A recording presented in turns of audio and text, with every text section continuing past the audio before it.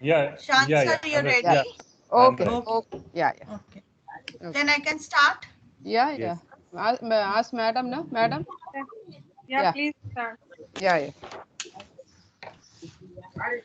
Good morning to one and all present over here.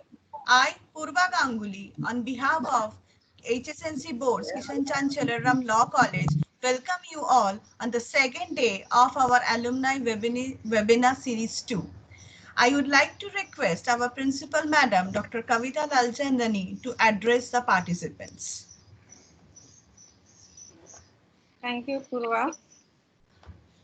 Yeah, ma'am. Speaker for today's session, Advocate Shan Bhutelwala, Vice Principal of our college, Dr. Bindu Variyat, Dr. Kiran Sharma, all my other colleagues, faculty members, non-teaching staff, principal and faculties from other colleges, students of KC Law College, and also participants from different colleges.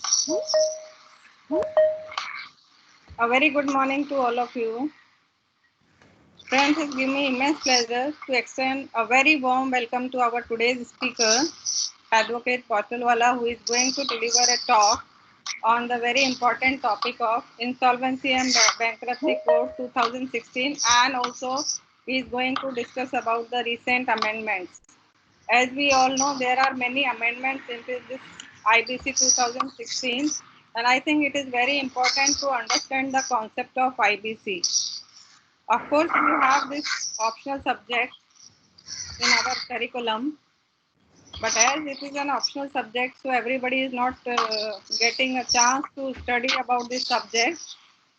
And as we feel that a person at least should have a basic knowledge about this, so this is a topic which we have selected in this webinar Alumni Series 2, which started yesterday and will be continued till 31st of July, and in which we will be discussing about on different topics related to law. As yesterday, as you must be remembering that yesterday also we had a very informative and brilliant session by Advocate Noshin, who discussed with us about the Muslim law and clearing the misconceptions. And I think many misconceptions which were there in the mind of the audience now cleared it out. In similar way, today also we are looking forward to have wonderful session by Advocate Bottlewala, who is going to discuss with us about this Insolvency and Bankruptcy Code 2016. And with this, I extend again a very hearty welcome to each one of you present over here on this platform for our alumni webinar series 2 of second day. Thank you. Please go ahead.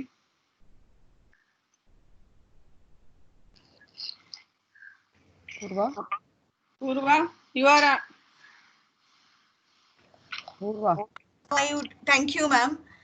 Now I would like to request our Vice Principal, Dr. Bindu Variyat, as well as the Program Coordinator to speak few words. Very good morning to one and all present. I am just not giving anything special today because already our principal has spoken, and I welcome you all for this particular program. Thank you so much, Purva. Go ahead. Thank you, madam. I would like to request all the participants to mute themselves during the session and to turn off their video. As well as I would also like to inform you there will be a feedback form which will be shared in the chat box. So you are requested to fill the feedback form. It gives me immense pleasure and pride to introduce our today's speaker, Advocate Shan Bottlewala. Sir has completed his LLB from KC Law College and his LLM in Commercial Law from University of Mumbai. Sir is enrolled as an advocate on the rolls of the Bombay Incorporated Law Society.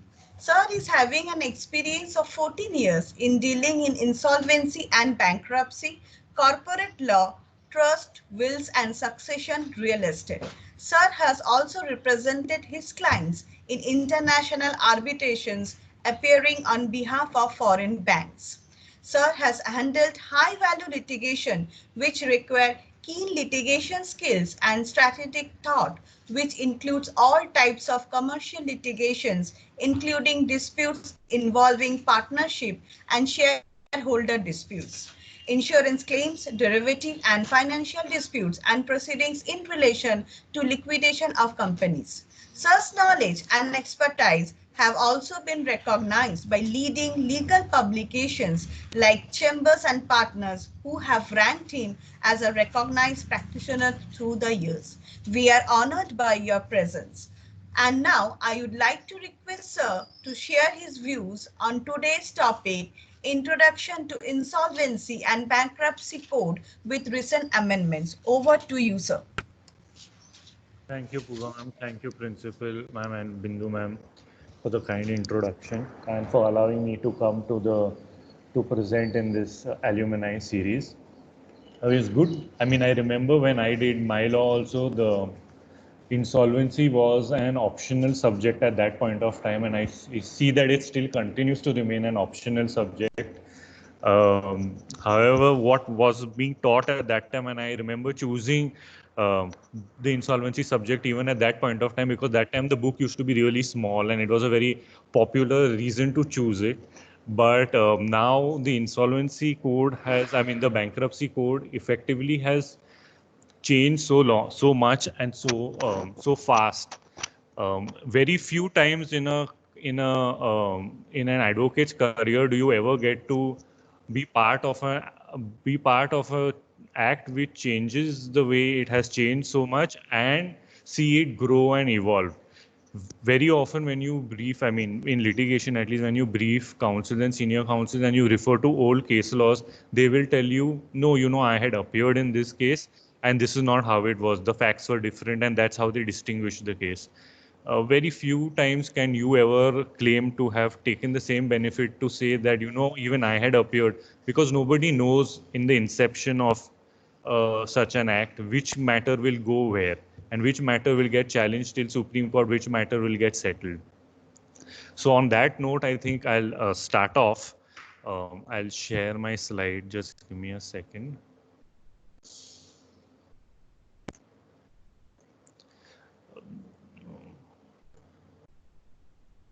While I do this, I've kept this really basic in the sense that I have, is my slides being shared? No. Purva? Oh, Purva? Oh, okay. Just No, give me a sir, second. no. Yeah. Okay. No. Yeah, I'll just give me a second.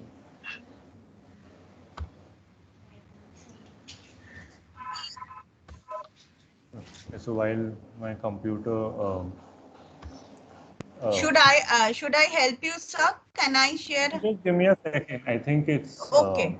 I'll start off anyways on the first part. What I have done is, the insolvency and bankruptcy code is quite a vast topic. So what I've done is kept it simple. What I'm going to capture is the corporate insolvency resolution process, which is effectively the process for running through a corporate insolvency. I have kept it very basic. This topic can go really wide. We can do liquidation, valuation, etc. Not really discussing those points. I'm just going to take you through the timeline and how the process really works out. We'll keep sometimes sometimes for judgment, and we'll also keep some time for question and answers if you have any. One other thing which you all need to also consider is that as an advocate, um, how would you like to, there are so many different avenues where you could practice in the insolvency space. That's something else also that can be considered.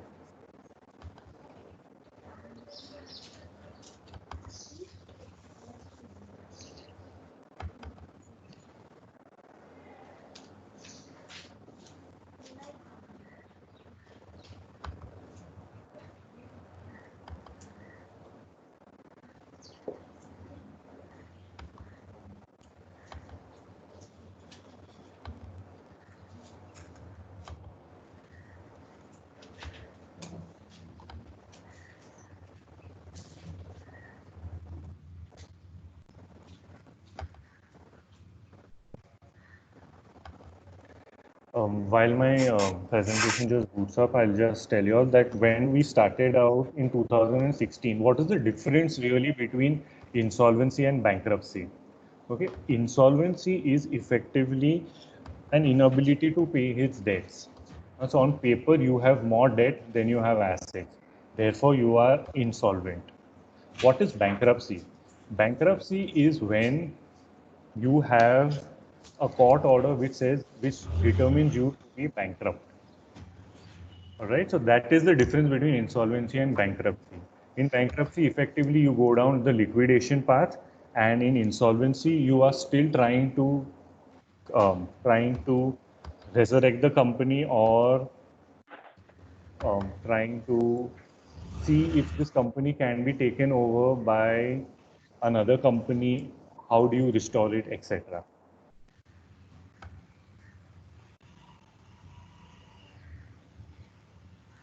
Has my slides been shared now?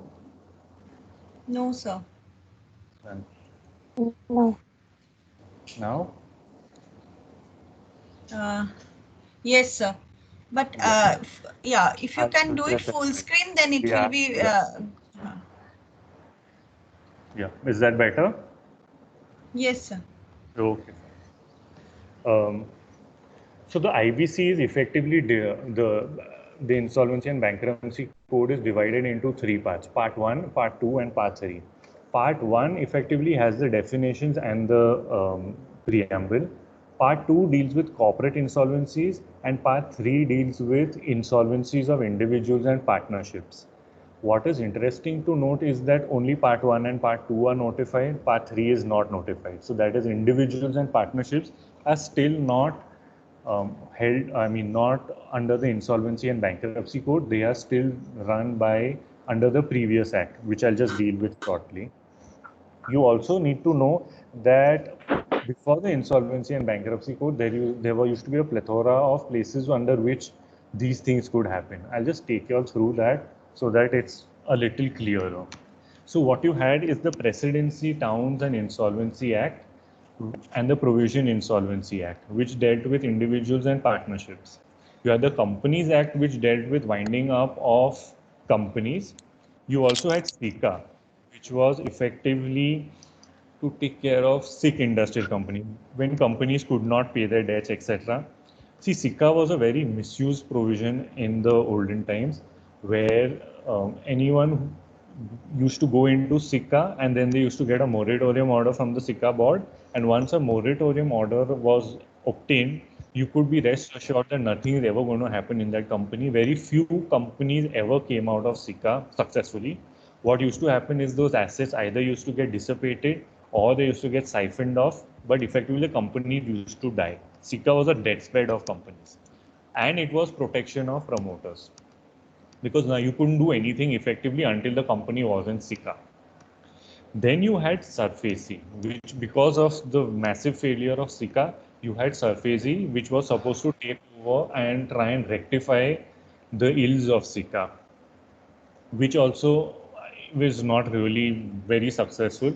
Similarly, you had the recovery of debt due to banks and financial institutions, which was the DRT, what we know popularly known as the Debt Recovery Tribunal. Again, something that has not successfully taken off, continues to hobble along with lack of appointments, etc.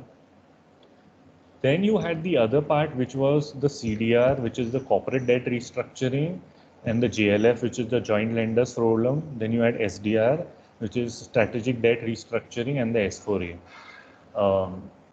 These were all issued by RBI because the bank loans were getting so high, to effectively try and figure out an out-of-court process of how to restructure debt. What really ever happened in this, that nothing really happened. There were not so many successful CDR resolutions of anything of that sort. So you had, these were also, you can consider them as failures because they never were able to come to a debt conclusion. You have to understand that for any rehabilitation or any sort of debt reconstruction, and this is not more legal, more finance, is you need to give them enough time period to recover. what used to happen in most of these forums is that they used to get more loans to pay the earlier loans. That's not a solution to the problem because interest kept building on and they could never really recover. If you ever give an interest moratorium, then the company could recover and end up paying their loans. You will also see currently that the same argument is being run even in the COVID loans, which have got these moratoriums in place, where the argument is that the moratorium is in place, but interest still gets accrued. If you ever seen any of those charts about how this works out, you will realize that if you took a 6 months moratorium, an interest moratorium, your loan tenor would increase by a year, year and a half. So if you can afford to pay, you should really pay your loans and you should not take these moratoriums. I mean, so you need to understand that how these were repeatedly unsuccessful attempts to try and rehabilitate companies. You also have to understand that until now, until the Insolvency and Bankruptcy Code, it was always debtors in possession. That means the promoter remains in control of his company, not the creditor who has given you money.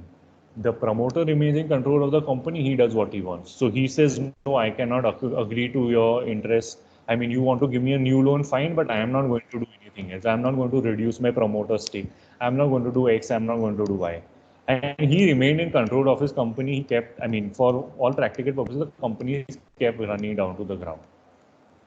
But once the insolvency code came into effect, many things changed.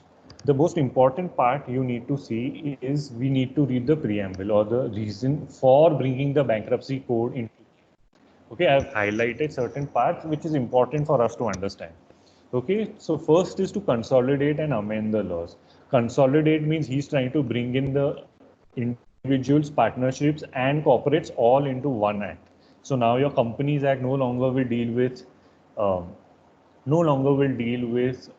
the insolvency and bankruptcy of a company. It moves into the insolvency code. Similarly, when the individual part gets notified, even that will move into the bankruptcy code. So an act to consolidate and amend the laws relating to reorganization and insolvency resolution of corporate persons, partnership firms and individuals. Corporate persons is defined as a company and as an LLP. So your LLP laws originally did not have how to wind them down. Now they get captured and they get wound down as a corporate person. So it's currently in force. Now, why? In a time-bound manner. Most important to understand, wow. It is to be done in a time-bound manner. Strict timelines were provided when the code came out in 2016. 180 days plus a 90-day extension. That means in a total period of 270 days, a company was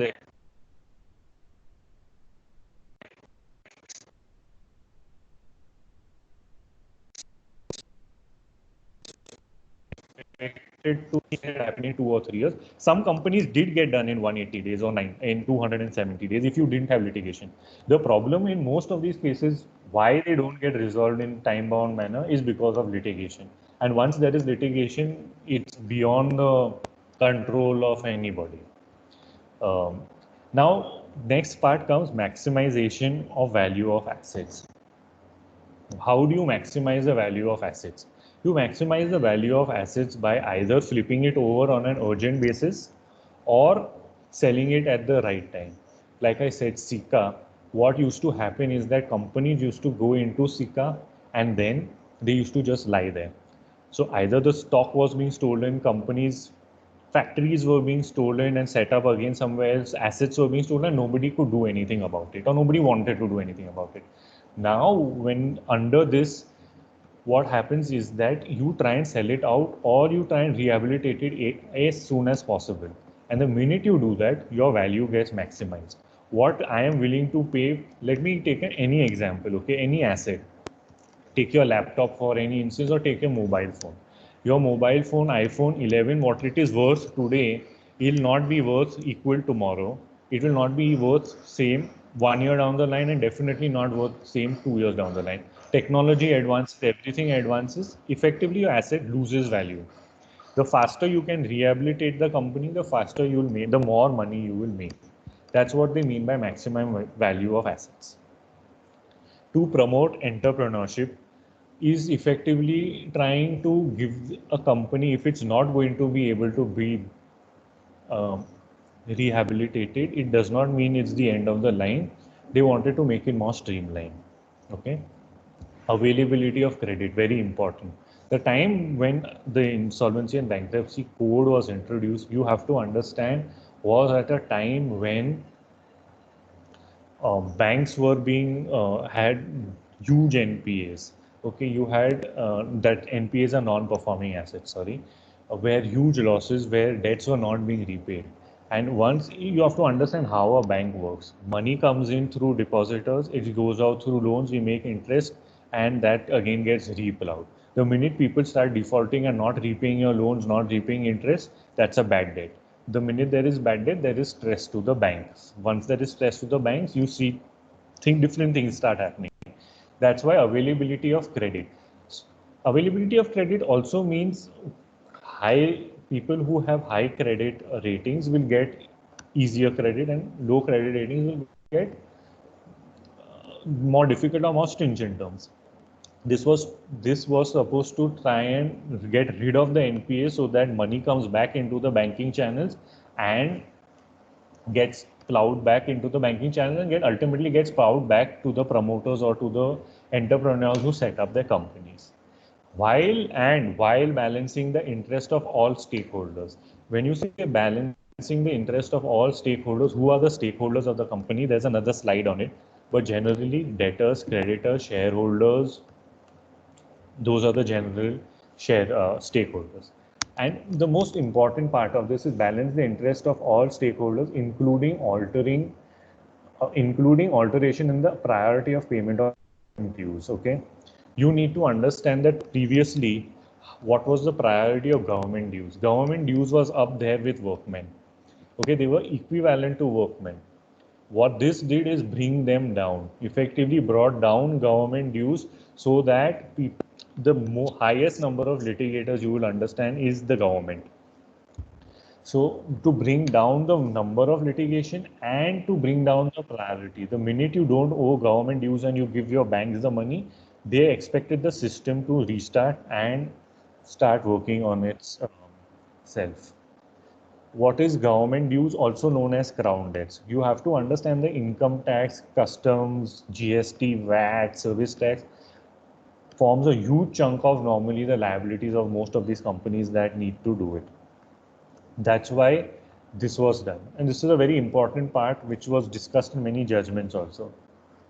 I'll just take you all through now. Who is entitled to initiate a corporate insolvency resolution process? Okay, three types of people: financial creditors, operational creditors, and corporate applicant. Once you start practicing in the code, it's a section 7 application, which means it's a financial creditor application, a section 9 application, which is an operational creditor application, and a section 10, which is a corporate application. Different from voluntary winding up, but a corporate applicant who says that he cannot pay his debt.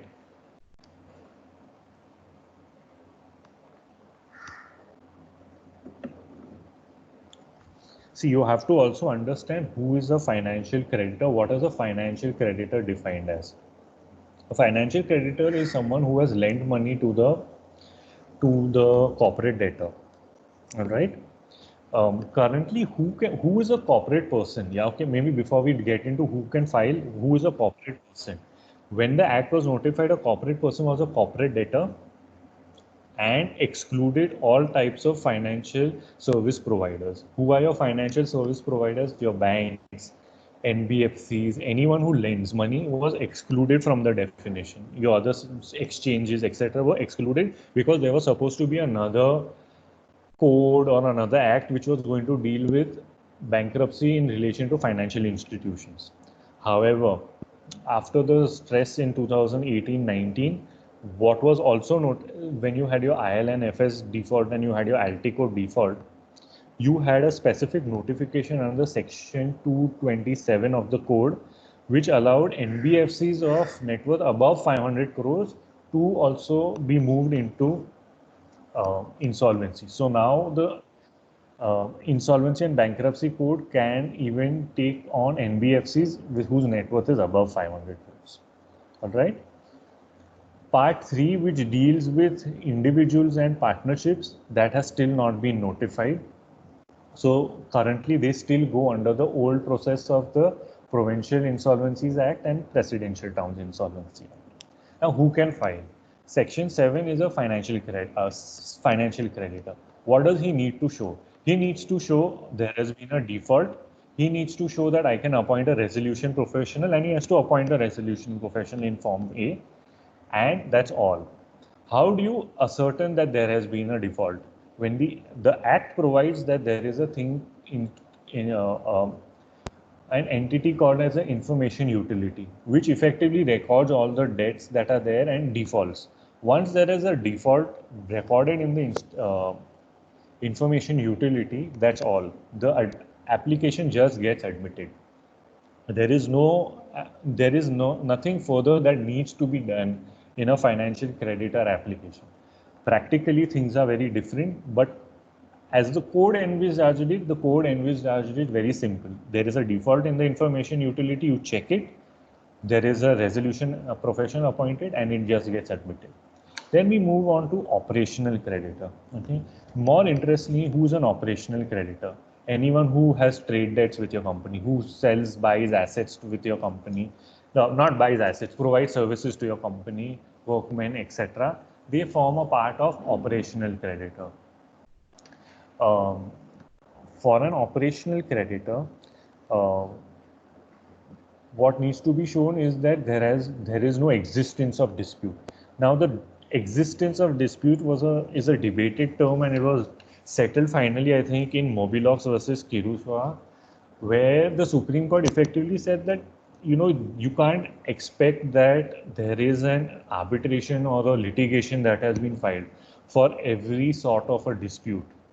But if there is a plausible argument that there is a dispute, then a Section 9 application does not lie. So there is still a little bit of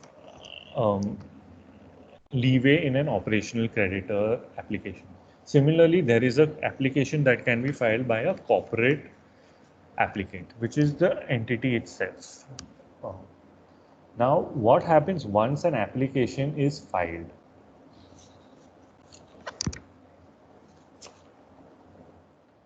Once an application is filed and it is admitted, the moratorium is put in place. A moratorium is done under Section 14 of the Insolvency Code, which effect institute proceedings, further proceedings against the corporate debtor.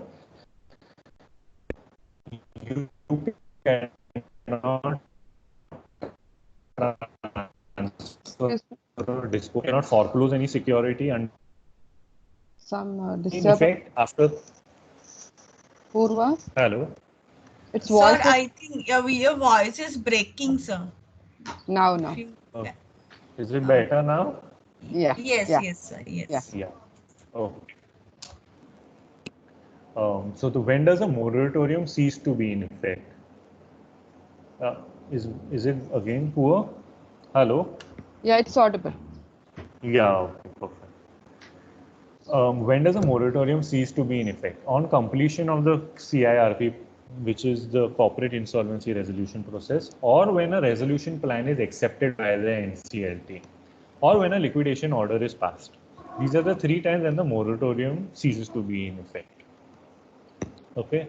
So what happens why is a moratorium very important? A moratorium is very important because once a moratorium is imposed, that is the time the resolution professionals come in and try and get everything in order, which I'll explain to you in the latter slides, and try and parcel this company off to another purchaser.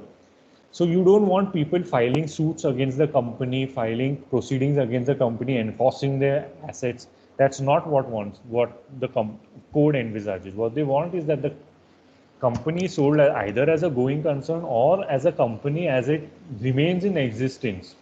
And that's why the moratorium is in place. Before we go on to how this moves, I'll just take you all through the order of priority, which is very important to know how things have changed from the Companies Act to the Insolvency and Bankruptcy Code. See, previously you had a thing called liquidation cost, which is the same in both of them. You then had government dues for 12 months, which is now been shunted right down there in the government guts and unpaid dues of secured creditors. It's moved down the ladder considerably below unsecured financial creditors, if you notice. So it's really low down in the order. What is payable is workman dues of 24 months and secured creditors debt. Very interesting to note, and it is obvious, but I still need to state, is that secured creditors debt is up to the extent of security. Now, when you say extent of security, what does it mean? I, as a lender, may lend you 100 crores secured asset, and I may lend you 900 crores unsecured. So I am a secured creditor for 100 crores and I am an unsecured creditor for 900 crores. You have to remember that. Remember that you can't classify yourself as a secured creditor for 1000 crores because that's not what you are. Your voting rights do not change, but your security rights change. So if you are a secured creditor, you are a secured creditor for 100 crores only. And that is why in your priority it makes a difference. The employees' dues of 12 months. Employees are different from workmen. Then you have unsecured financial creditors, those who are not secure. Then you have government debts, unpaid dues, and other debts. All right. Preference and equity shareholders continue. Now I've done this in three slides. Effectively, I'm dealing with the 180-day or the 270-day period of this corporate insolvency resolution process. This is the most important timeline which you need to know. Each of the next three slides deals with the same timelines but deals with different aspects of those timelines. So I just wanted to take you all through it in a slow manner so that you'll try and understand how this really works out. So on the 14 days, that is day 0, before there is an application that has been filed to the NCLT and the application has been admitted. The minute application has been admitted, a moratorium is declared. In the order of admission, you will have, that is day 0, you will have a moratorium paragraph which has been built into the order, right, which declares the moratorium. Now what happens after a moratorium is done? You have the appointment of an interim resolution professional. Now you'll ask me, who is an interim resolution professional? This is the person who is appointed by the financial creditor who says that this is the guy who's going to take care of this company for the next 180 days.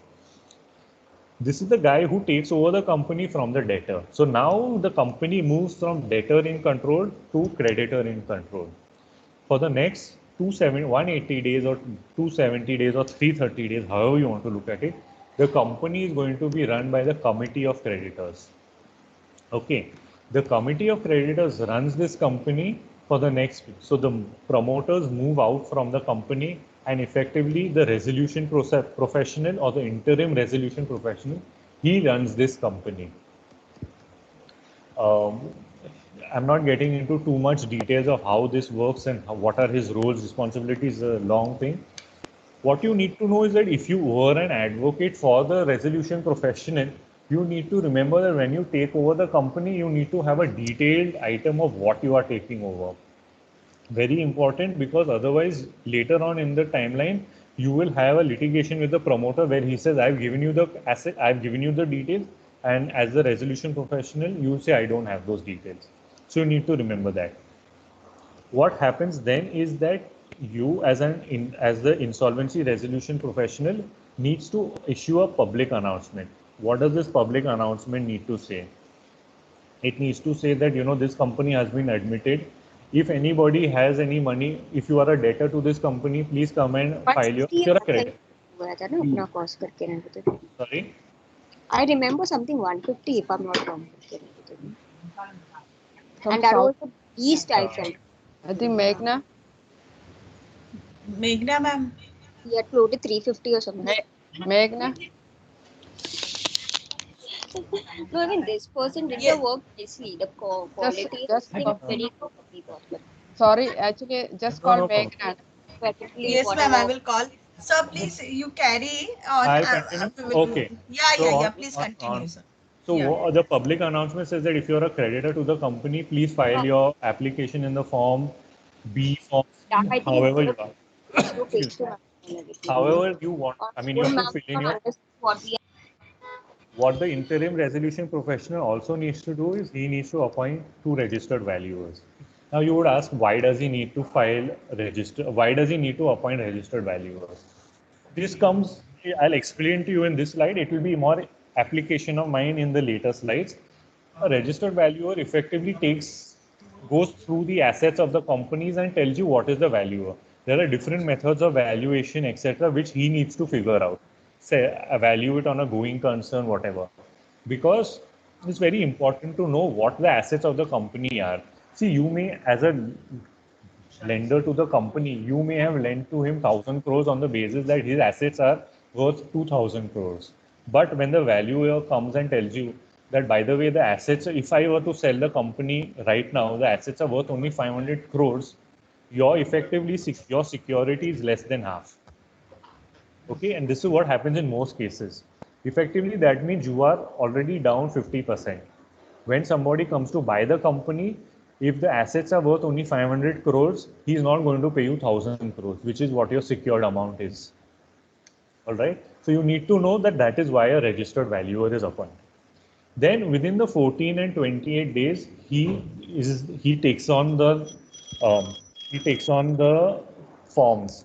He does the insolvency interim resolution professional does the um, collation of all submissions of all creditors, and he prepares the committee of creditors. Okay, and then he will issue the first notice of COC meeting is held by the interim resolution professional, and a report is sent to the NCLT. That is the role of the interim resolution professional till the first COC. In the first COC, either he gets appointed as the resolution professional to take the company forward and bring it to its logical conclusion, or he gets replaced and a new resolution professional is appointed. But that is the role of an IRP till that date. After the first COC, it becomes the RP, which is the resolution professional. Very interestingly, what had happened in the past is that there was no timeline provided for submission of claims by creditors. You could submit it till the company effectively got a resolution was passed. Practical difficulties for all reasons being that people used to remember or find out later in time, and they used to file their claims later in time. Then what happens is that the COC gets rejigged. Once the COC gets rejigged, suddenly your voting share will reduce, your voting share will increase. Fair enough.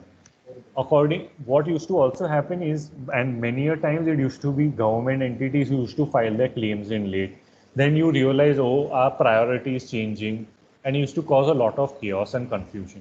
That is why then they used to try and reopen previous things which you can't effectively do, but it used to be a waste of time. So therefore, after a point of time, now a timeline has been provided within which you have to provide your submissions of your claims. Now you have the 30 to 37 day where the first COC has been conducted and the resolution professional has been appointed. Once he is appointed, he removes an expression of interest, which is effectively based, and he removes an information memorandum, which is effectively, these are the assets of your company. This is the information that I've gathered in the past, whatever, 40 days, 45 days. My IM is there. And an expression of interest is what the committee of creditors want from the people who want to buy this company. Okay, potential resolution applicants. That this is what we are wanting to do. This is how we will rate you. Sometimes they give more weightage to strong credit worthiness. Sometimes they say if it is a very technical company, they will say we need past experience, or you do a tie-up with a past experience and you do it. For example, when they were selling Bhushan Steel and Monet, etc., they had a criteria that you need to have expertise in steel. So they don't want somebody from the coal sector coming and bidding for a steel. Or that's the committee of creditors who decides how the expression of interest needs to be run. Within 150 days, a resolution plan needs to be submitted. So normally a resolution applicant, there is a data room put up where he can go through the data, go through whatever is provided, and prepare a resolution plan. A resolution plan has to provide what are the things he's going to do to to bring the company up. It's dealt with in the next slide. Then this gets tabled before the COC, which is the committee of creditors, and they decide whether we accept this plan or we reject this plan. Okay, that's all. And what has been always been said is that the wisdom of the committee of creditors cannot be supervened by anyone else. A committee decides whether the plan is feasible, whether the plan is not feasible. Committee of creditor consists only of financial creditors. An operational creditor with 10% majority can come on board, but he has no voting rights. So the voting rights are restricted to only financial creditors. They are the only guys who can determine whether a company will succeed, whether a resolution plan which has been tabled will be approved or not. Okay. I'll just take you to the next slide, which is again the same 180-day period, but I'm just putting it out in another day. Okay, so you have the same thing, which is the declaration of moratorium in the first part, appointment of the interim resolution professional within 14 days. Now, why 14 days has been provided? What happens is that when a financial creditor provides, he provides for them in the form itself. He has to say that this is the resolution professional who has agreed to act as an interim resolution professional. But if an operational creditor files such an application, he does not have to propose an interim resolution professional. He has a choice to say that let the IBBI appoint it or let the court appoint it. That's why the period of 14 days has been provided.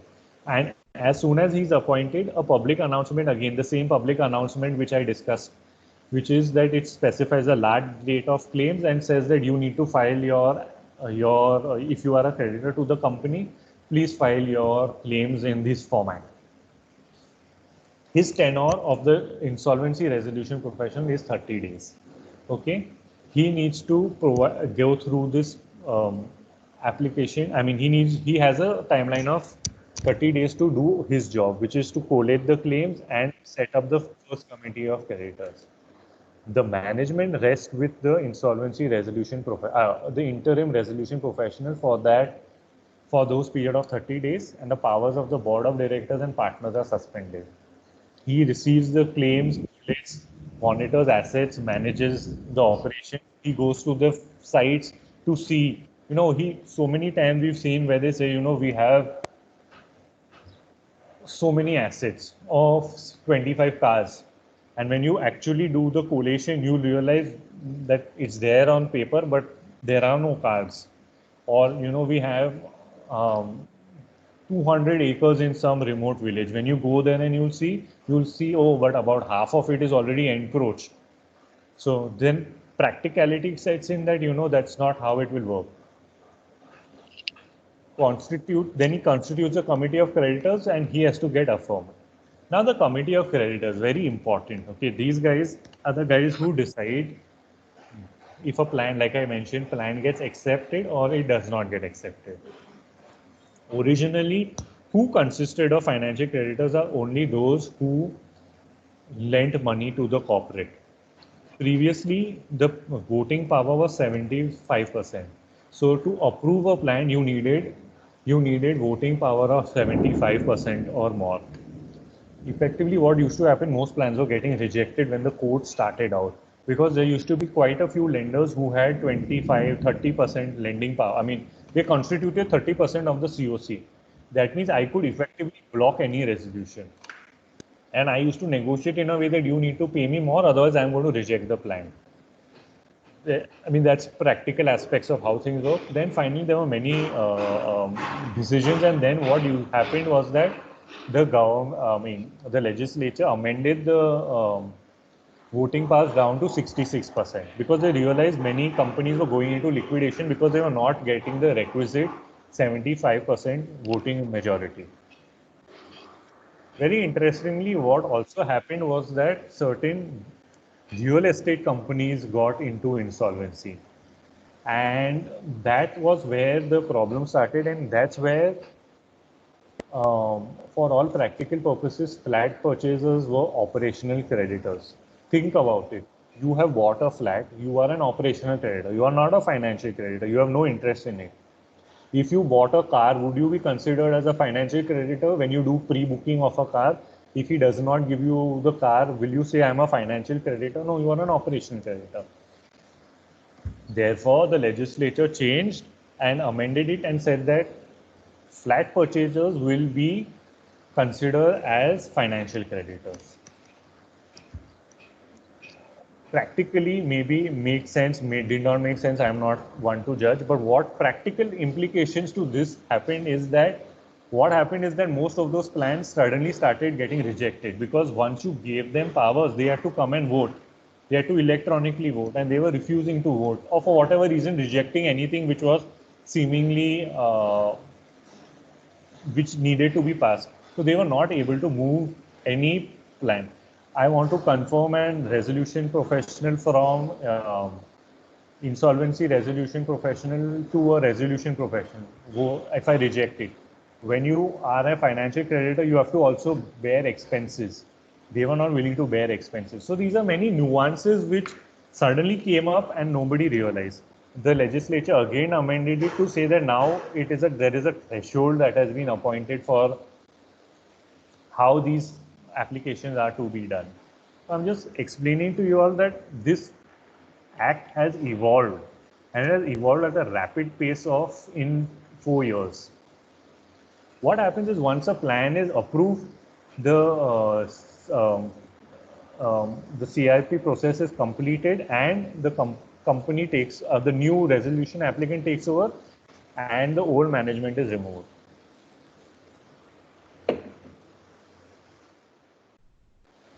I'm going to just take you all through this last slide. There are two other aspects I want to discuss which also propped up in the in this insolvency aspect.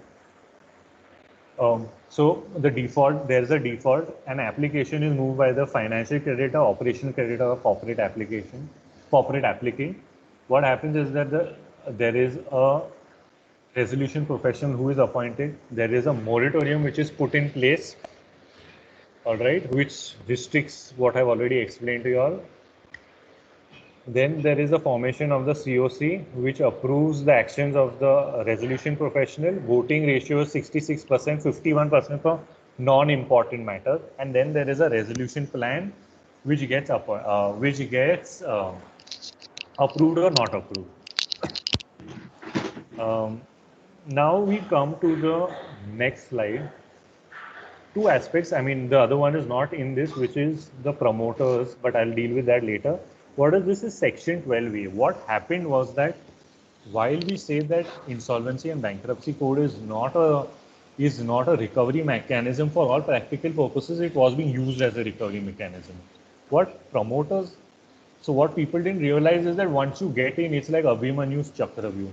You can't get out.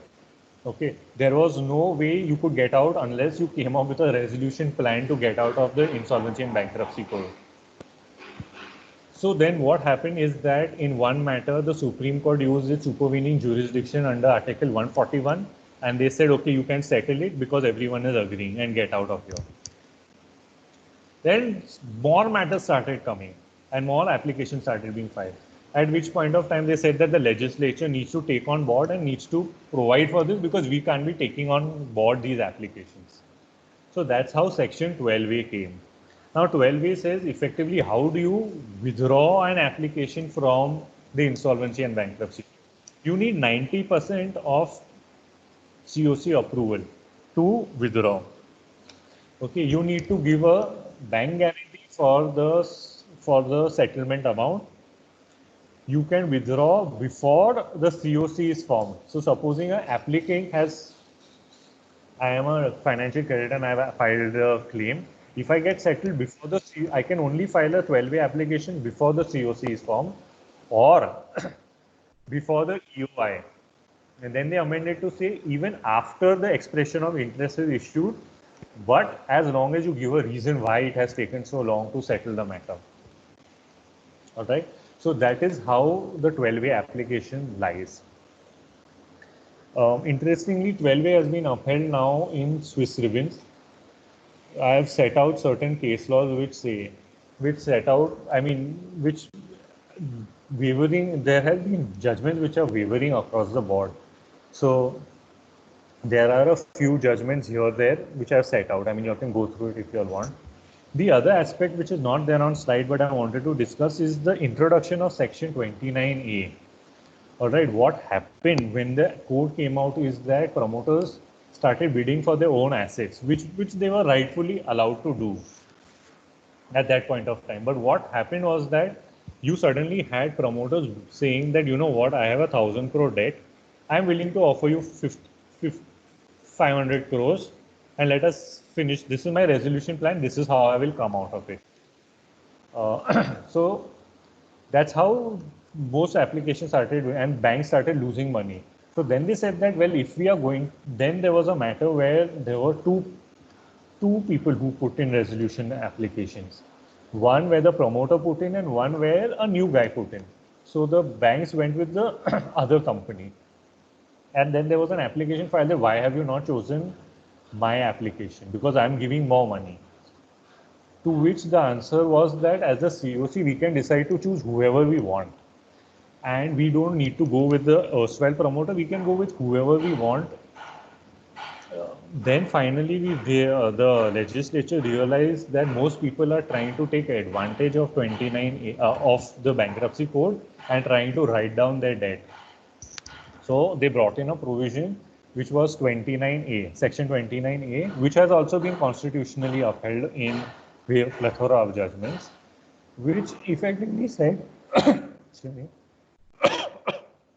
which effectively said that promoters, if you are a willful defaulter or if you have a guarantee invoked and you have not paid, or if you have debt which you have not paid, or you are a defaulter, you cannot bid back for your company. Okay, so that was the most, I mean, that was what rattled most promoters, and they realized that we will lose control of our company. So what they thought was their personal fiefdom, and they used to run it however they want. They realized that once an IBC proceeding is put in place, the companies will be taken away from us, and we will not be able to restructure them, or we will lose the company itself. So that's where, even if you notice, even in Essar Steel, ArcelorMittal had to pay off its previous debt for Uttam Galva and for KWZ or something before it could bid for ArcelorMittal, because they were, otherwise they would get hit under 29A. Do we have time, Purva ma'am? Do we have time still? Yes, sir. You please carry on. I'll just take you all through the judgments quickly. Okay, I'll tell Yes, sir. Yes. more time, but so this innovative industries is the most, I mean, not most important anymore, but at that time the first judgment which dealt with the insolvency bankruptcy code, and I would say technically or conveniently did not challenge the constitutionality of the code, but effectively challenged it for all practical purposes. When ultimately when Supreme Court interpreted the principles and effectively said that the bankruptcy code will prevail, it also said very interestingly that the company itself no longer is in legal existence because it's being run by the insolvency professional. So the application does not lie. It should have been run through the erstwhile directors, but not through the company itself. It also held that the Maharashtra Relief Undertaking Act, which was a similar provision like SICA, which said that if you are a relief undertaking, the debt no longer stands. And if debt no longer stands, then effectively I can't be in bankruptcy. It said that the IBC will prevail over it. So that's how it goes. The next most important one I feel is Swiss Ribbons, which is, I mean, I'm not taking out through the judgments because there are new ones coming out every day. But Swiss Ribbons is a landmark judgment in itself, in which it says that a resolution professional is only a facilitator of the process. He is not an adjudicator. He is not the NCLT. He is not a judge. He is nothing. He only performs administrative functions. He takes your form. He goes through it. He tells you whether you are a creditor or not a creditor. If you say that, you know, I have a debt of 100 crores, but your loan documentation shows only 50 crores, he's going to admit debt of 50 crores. He's not going, that's an administrative function. He's not doing any adjudication on that. If you are agree with it, you have to go to NCLT to say that, no, my debt is 100 crores and he could not have rejected it. But the RP cannot do it. This also dealt with a very interesting challenge, which was the challenge on the Article 14 on the difference between a financial creditor and operational creditor. They said that we should be on the same par. Why should a financial creditor get more money and why an operational creditor should get less money? So they said that there is more risk in the game by a financial creditor. They are more aptitude, or they have more application of mind towards resolving a company, and an operational creditor does not have that kind of aptitude. Okay, that's why they do not have voting powers even on the COC. There is a reason why that has been provided, and that's why that was upheld. Even the validity of 12A, which is the withdrawal settlements, was upheld, and validity of 29A was also upheld.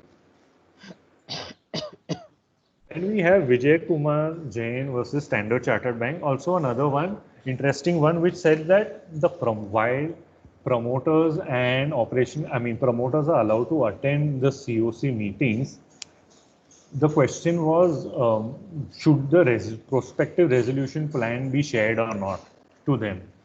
So the judgment said that it has to be shared, and that's why there is now a concept of non-disclosure agreement. They said that if they are not going to share details with the promoters, then what is the point of them sitting in the meeting? Then why are you even inviting them? So that was the interesting one. Shashidhar also held that commercial wisdom of creditors. A very, not a technical thing, but a very important thing to understand.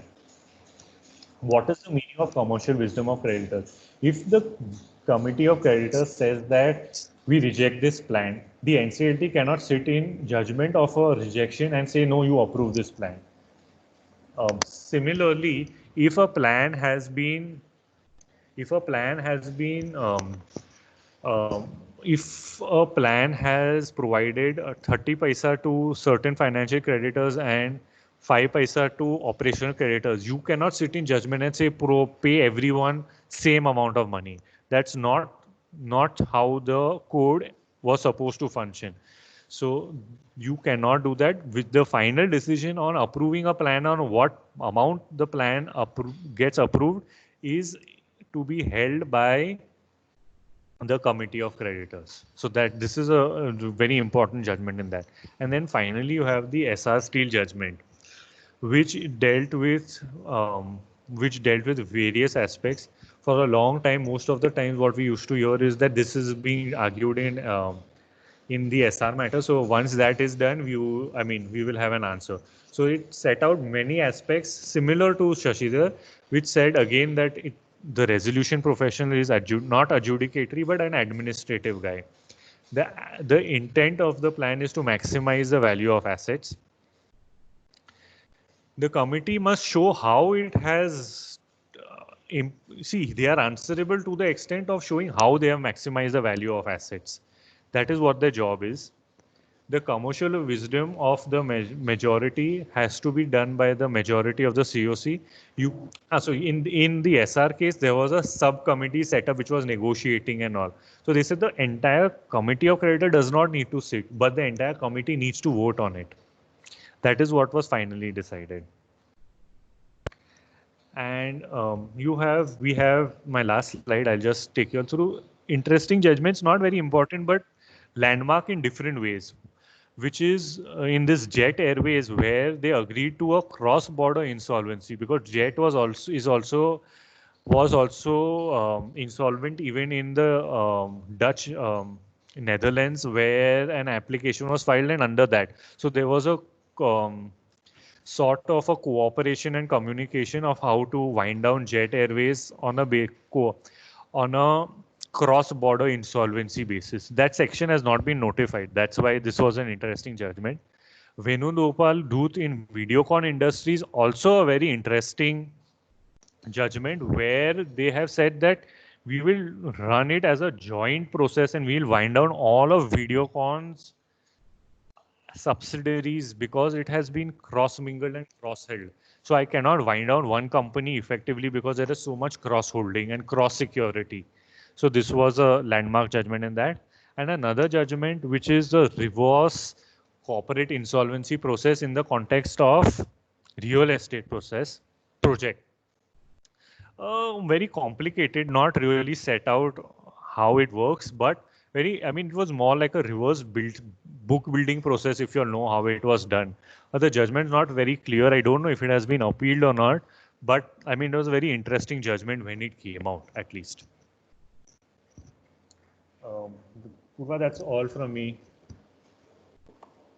Yes, sir. Thank you, sir. Let us see. Participants, you can raise your questions in the chat box. So accordingly, the questions will be read out to the speaker.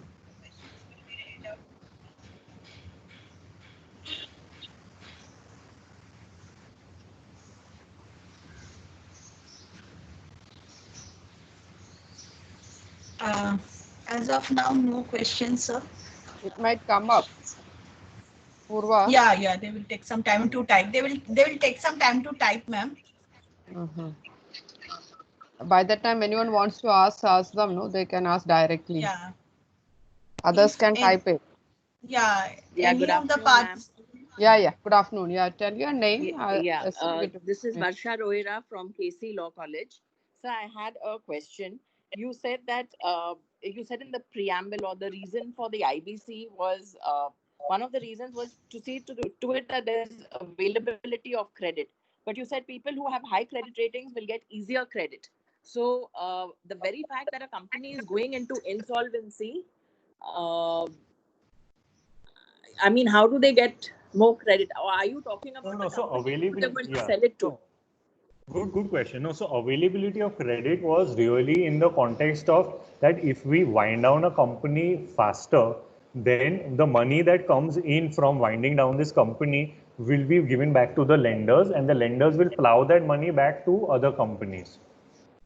So if you are insolvent, if you are insolvent or about to, I mean, if you are not doing well and there is no way that you will come out of it, it is better if you go insolvent and bankrupt so that your assets can be sold and then money can come back into the banking channels, as opposed to you just wasting away your time and just burning away that entire money. Because once a company is destroyed, that money is never going to come back.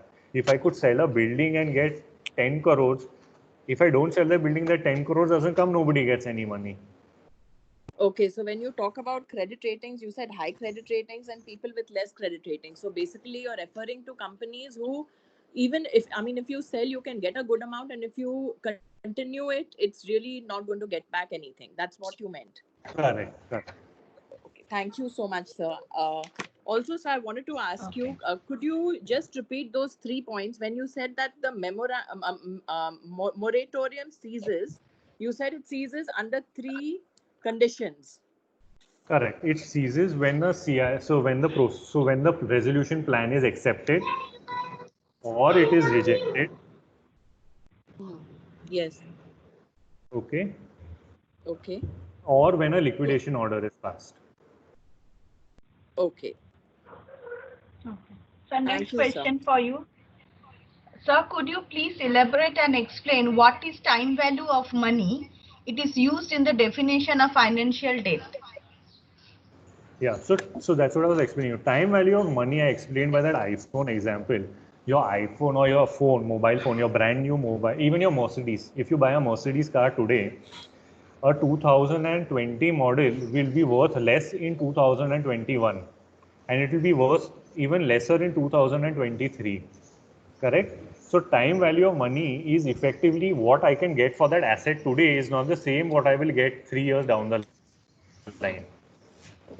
Okay, that's one way of looking at it. The other is, so I mean, that's a asset based way. Another way of time value of money is that if it is 100 rupees, all right, 100 rupees is there.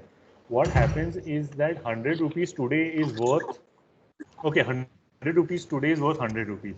100 rupees 3 months down the line, that money is worth less because you have lost opportunity cost, you have lost interest cost on that money. So if I was going to get 100 rupees 3 months down the line, if I get maybe 95 rupees today, it is worth 100 rupees 3 months down the line, because you have to take out opportunity cost, you have to take out interest cost. Okay, so if you say that 100 crores I have given you, and if he tells you I'm going to give you back 95 crores right now, you have to take out opportunity cost and other things, because the time value of money is money loses its value over a period of time. Okay. So next question for you.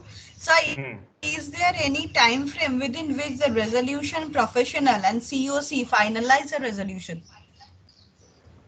The time period provided under the code is 180 days. Then they have to give an example. They have to file an application to get an extension for another period of 90 days. So that is 270 days. And under subsection 12, subsection 3, if I'm correct, wrong or right, I mean, subsection 12, subsection 3, now there is a total period of 330 days which you have to complete, including litigation. It does not happen, but these are the time periods. Okay. Sir, another question for you. Can the insolvency and bankruptcy code be applied to the same corporate simultaneously? I mean, both these are separate to each other. Sorry, I didn't get it.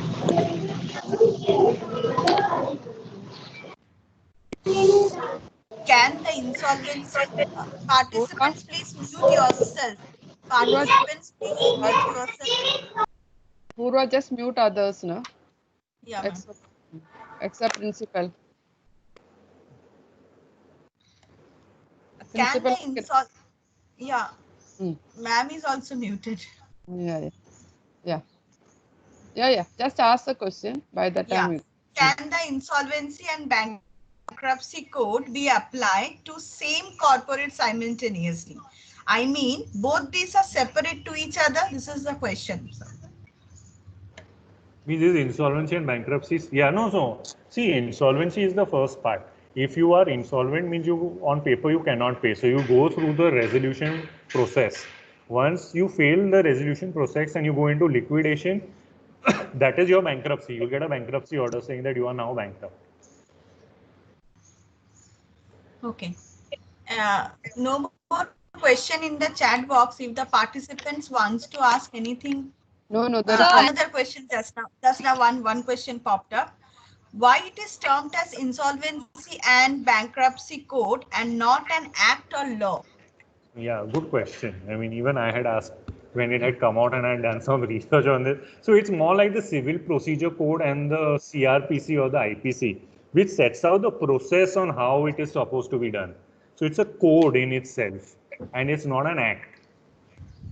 Okay, act sets out the law. This sets out the process on how it is to be done. That's why it's the code. It's like your civil procedure code. So I have a question, sir. So it's on the recent amendment of 5th June 2020, where the center made an ordinance saying that the section 7, 8, 9 and 10 will be suspended after if an insolvency case could not be filed after 25th March. Would it be justified what the center has done right now in the recent ordinance? I think there is already a judgment on that which is upheld that. Because see, practically the argument will be that it is done in the benefit of the world at large or the country at large. Because otherwise, see, there are two amendments to that. One is the previous one which was issued in March or somewhere, where the default amount was raised from 1 lakh to 1 crore. Okay, that was the first part of it. And then they suspended the entire application of 7, 9 and 10. So, I mean, if you ask me, will it be constitutionally upheld? I mean, I would assume it has to be. So, because getting that ordinance into the picture by the center, if the company is already under that insolvency prior to 25th and they have to do it recently, then it's stopping them to do that insolvency. No. See, it is for any debt. You cannot file for any debt which has occurred after 25th March. Because of COVID shutdown, any debt that has happened, you cannot file any application. The other, see, I understand your, see, there is still a little bit gray area whether I can file a new application on the basis of a default done in January. Yes, sir. Um, I also don't have an answer because there's a debate currently on that. In my view, you should be allowed to file, but yeah, that suspension is a problem. That suspension ordinance is a problem. Okay. So one more question So, has so come. one, yeah. Let me read the question, please, participant, then you can ask. Okay. Are flat purchaser financial or operational creditors? They are financial creditors. There is a legislative amendment to that. Okay. Yeah, you can ask who was asking the question. Please ask your question. So I had a question. Hello. One at a time. Please mention your name. Yeah, please. Please. Otherwise, you can type it in the chat box. Please ask. So my name is Harsh. Actually, I Viraj. can't type in the chat box. Okay, Viraj, No. no? Ask. You said, yeah. So you just mentioned that the 330 days, it's supposed to complete in 330 days, but sometimes it doesn't happen. So for how long can this whole process be prolonged, like by way of litigation or? Most of these matters have taken 2 or 3 years to close. And so the reason all why matters, see, I tell you, all matters do not take that long. Okay, it is also when we say litigation means who's the litigator. Either it is the promoter who's litigating you all through, or it is inter-creditor dispute.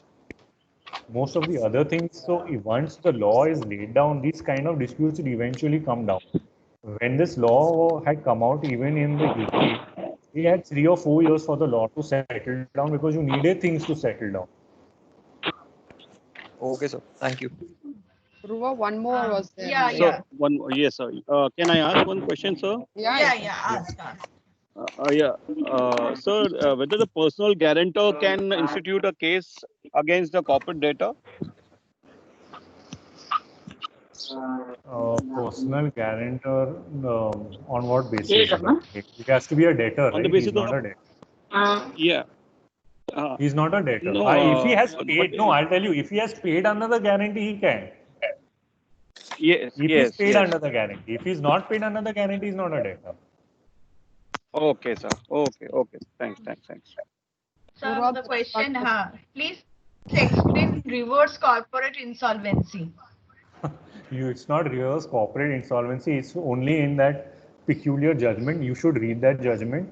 It's not really explainable because even I don't know how the process works because it's not codified or anything. But you should read that judgment to understand how it's supposed to work because it's specifically in relation to the flat buyers.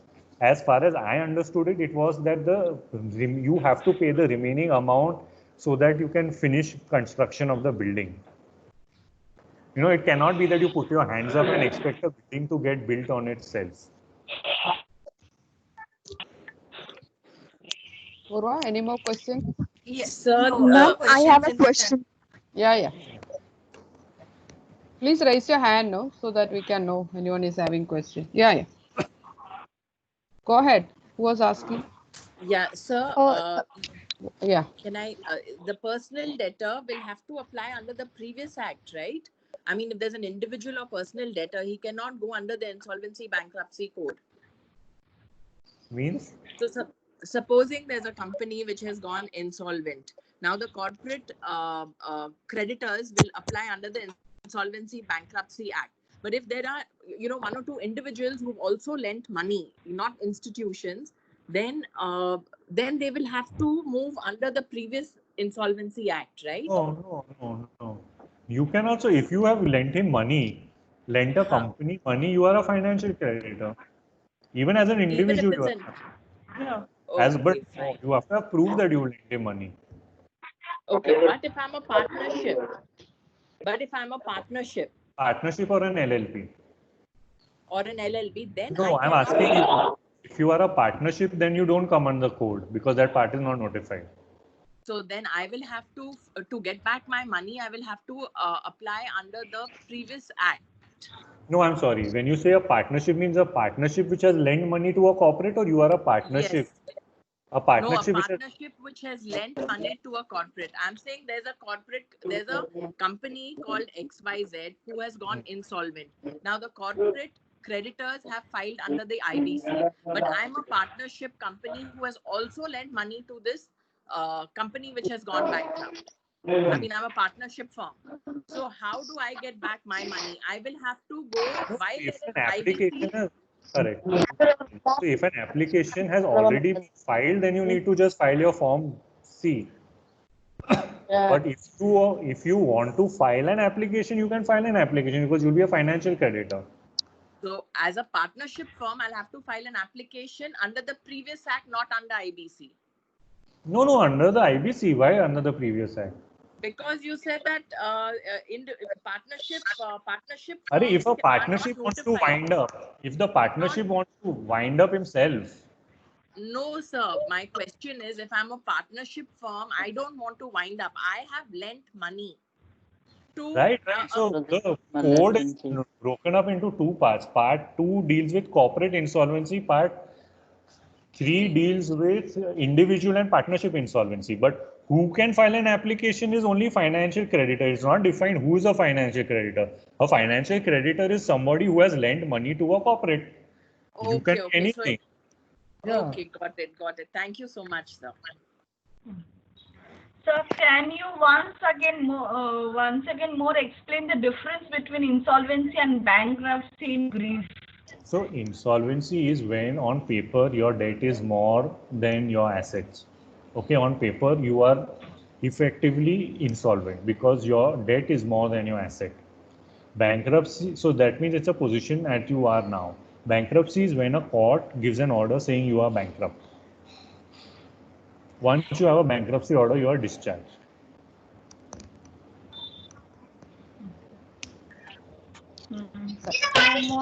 I have one question. Yeah. Hello. Yes. Yeah. Please ask. I have one question. Sanjay Kokne from KC Law College.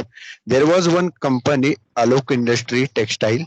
It was totally insolvent bankruptcy company, and it was goes to the NCLT. The case was go in the NCLT.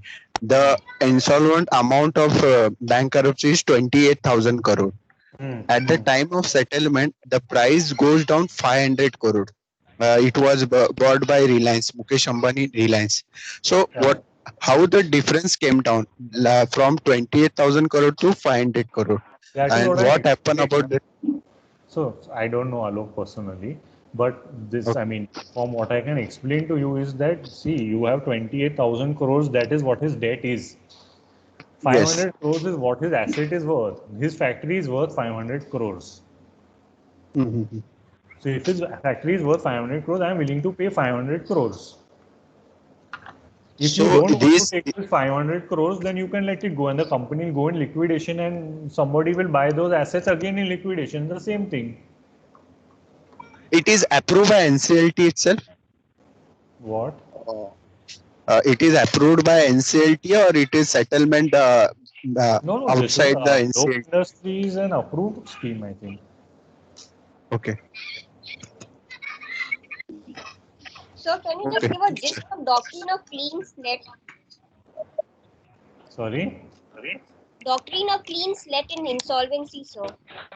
The doctrine of clean slate is effectively where once, okay, good question. See, once a company is taken over, so in this case, to take this Mr. Kone's example, once Reliance takes over Alok Industries, he takes it over with a clean slate.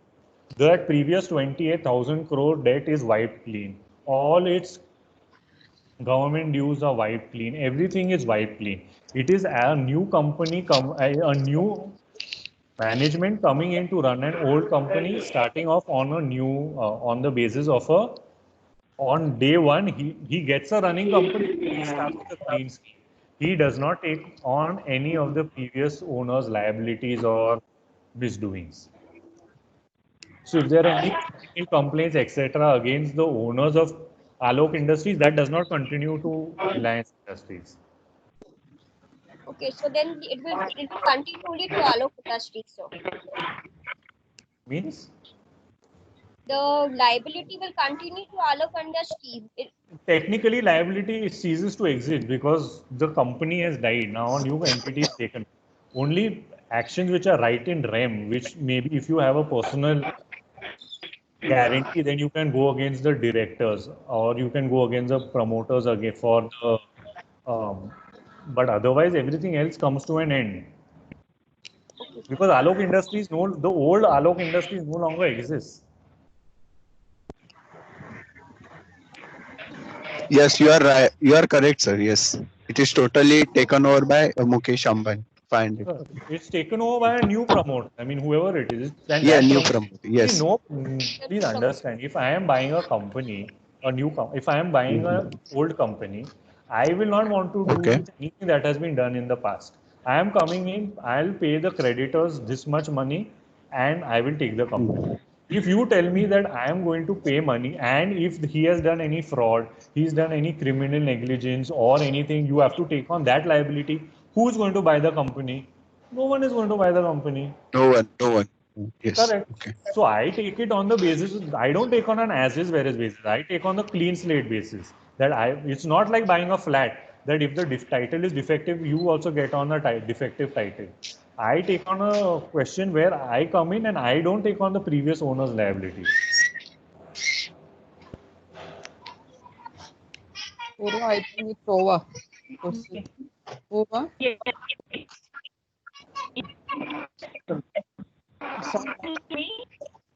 Purva? Ma'am, you can hear. Yes, ma'am. Bindu, ma'am, you can hear me? Yeah.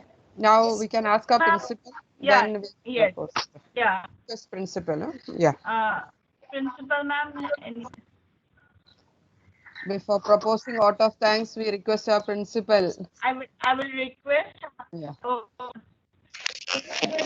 Request to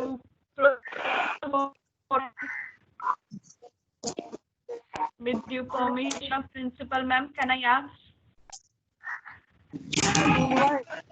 Not clear. Anyways, I would like to thank Advocate Bottle for explaining about this IBC 2016 in a very beautiful and simple manner. I think all the participants have really thoroughly enjoyed your session and it was really very interesting, very informative. We all enjoyed this session. It was really, we had one more session so earlier as you mentioned about one case law that is about the SR versus Satish Kumar Gupta. And at the beginning of the lockdown, I can say Mr. Gupta had taken one session. And today we have again heard about the IBC in a different angle. So thank you so very much, Advocate Bottlewala, the way you explained about the concept and also with the help of the case laws. It was really wonderful. We thoroughly enjoyed your session. Thank you so very much. Thank you for inviting me. Request Kiran to propose vote of thanks. Thank you.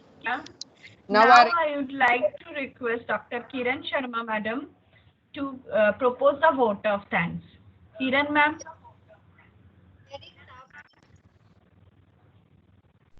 As yeah. Can you hear me? Yeah. As great philosopher Cicero said, gratitude is not only the greatest of virtues, but the parent of all others. It is my privilege to have been asked to propose a vote of thanks on this alumni webinar series 2. On behalf of SSNC board, respected principal, teaching, non-teaching staff, I would like to take this opportunity to extend my gratitude to Advocate Shan Bottlewala sir for accepting our invitation and enlightening us on the topic Introduction to Insolvency and Bankruptcy Code 2016 with recent amendments.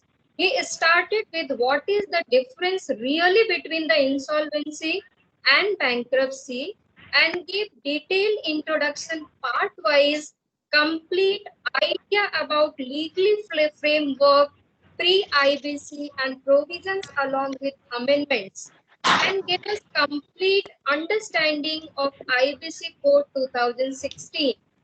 Thank you very much, sir, for sharing your profound knowledge along with the practical expertise, experience explained with the various cases.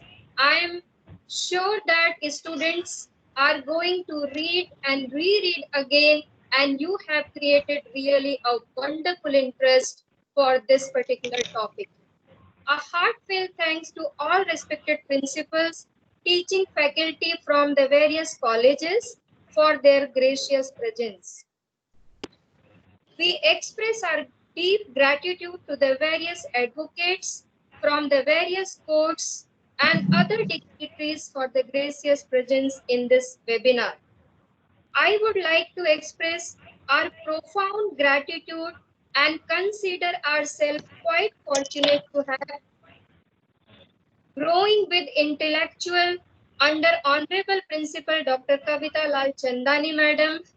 Because of multi-subjects lectures, programs on the various subjects, we are getting a lot of knowledge along with our students. We really thank you, ma'am, for the same. I must mention our deep sense of appreciation to our dynamic, respected Vice Principal Dr. Bindu Variat, ma'am, for all support, guidance, and timely advice, and for an excellent coordination. I also extend my thanks to Mrs. Purva Ganguly and Mrs. Meghna for their cooperation and technical support. I would like to say big thank to our other faculty members, Dr. Ashish Borse, Mrs. Sandhya Balkrishnan, and Mrs. Sarita, and non-teaching staff for their great supports. Last but not the least, I extend my sincere thanks to our students and outside colleges students for their excellent participation and asking intellectual questions. Once more, thank you, one and all who are assembled here. Thank you so much. Thank you. It was an excellent session. Thank you, Kiran Madam. We feel proud. KC Law Thank College you. feel proud of our alumni, one after another coming and helping us in this particular crisis time, because our principal has given us this idea. Yes, why not we call our alumni and involve them now? So we are expecting more lectures from our alumni, and thank you so much on behalf of entire KC family. And for principal for giving, yeah, please, thank you, excellent. Thank you, Bindu ma'am. Hello. Yeah. Hello, Now, Advocate. Yes, ma'am, we can hear you, ma'am. Principal, ma'am. Yes, ma'am, we can hear you. I have just seen right now the chat, the participants are asking where the recording of the lectures will be shared. So with your permission, Advocate Bottlewala, should we share the today's lecture on this YouTube link? Yeah, you can. Thank you. Yeah. Even we are getting in WhatsApp also messages, we want this lecture full. Our students are praising a lot, sir. Continuously we are getting, feedback, excellent lecture. Wonderful question, yeah. Very good. Looking forward to have you again on some other topic.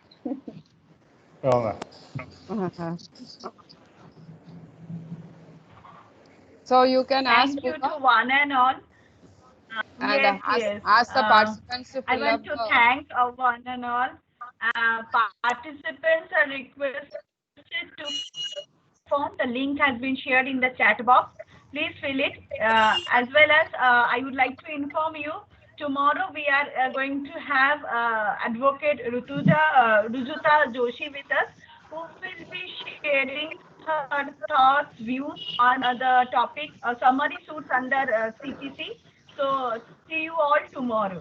And a big thank you to Purva also mentioned that they are not mentioning their name. They are putting computer world and other things unknown. Hello. So we can't identify. Hello. Excuse me, ma'am. Ma'am, I'm not able to have the access to the chat box. What's your name? Ma'am, my name is Pinny Pathak, and I'm not able to have access to the chat box to fill the feedback form. So there's some technical glitch from your end. Okay. Purva, please note her name. Just now also. Yeah, I just said. Share the link to her number. Purva, see all the participants Yeah. kindly write your Just name tell because me your some unknown. phone number, please. Sure, ma'am. I'll send you on the email link which you've given. I'll forward you the mail on your account, ma'am. Is that okay with you, Purva, ma'am? Yeah, it's okay. Don't let her not share open Yes, Purva it is phone okay. You number. just mail me. Yes, ma'am. You just mail me. I will send you the link. Yeah. Thank you, ma'am. And So, with due permission, ask everyone to join on time, not late. Can I end the meeting? No, Purva, hold on. Let participants go. Principal. I request, yeah. Let the participants, others go. After filling up, let the faculty members wait. Participants are requested. And participants, ask them to join early or on time, not late. Too late, some are joining. Because just faculty members, please wait. Let the participants. Meghna, by the time you can remove once they are filled up.